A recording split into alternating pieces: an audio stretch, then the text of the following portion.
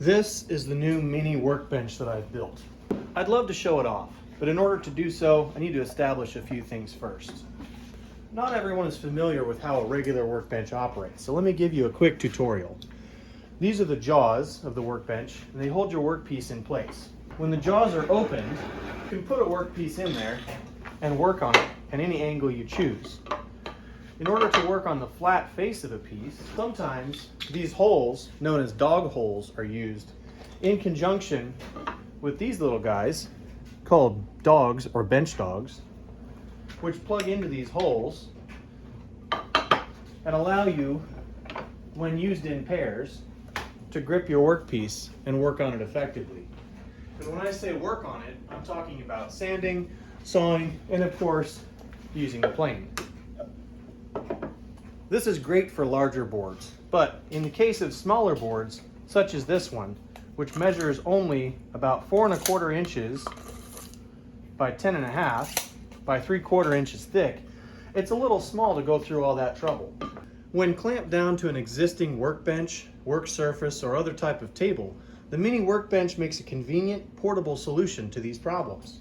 Now, this one doesn't have the dog holes drilled in it just yet, but it will receive those holes, and when it does, it'll be ready to receive these bench dogs I mentioned before. In conjunction with this vise, which has a sliding stop on it, it'll be able to pinch work however you need to. In addition to that, you've got these jaws on the front here that hold your work in place at any angle. Again, for work either planing, sanding, sawing, measuring, marking, whatever you need to do. Now, some extra special features of this mini workbench also include a planing stop on the end. Once we retrieve the Allen key from its special hidden drawer, we can adjust the end planing stop. You can see that due to the slot here and this bolt holding it in place, which is held in place with mechanical threads at the back end, if I loosen these screws, I'm able to adjust this wooden bar up or down as needed. If I raise it slightly and then clamp it into place, it creates a slight lip on the back of the workbench.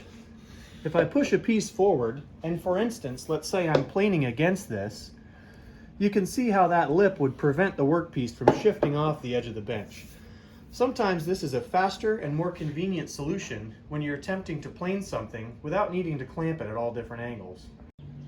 Sometimes when you have a longer workpiece, such as this handsome piece of hickory right here, you don't want to try and clamp it in the jaws like this. When you go to work on either side of it, what can happen is pressing down on one side will cause unnecessary torque to your workpiece, and it can come off, making for some pretty unfortunate situations. Sometimes the easier solution is to clamp it lengthways.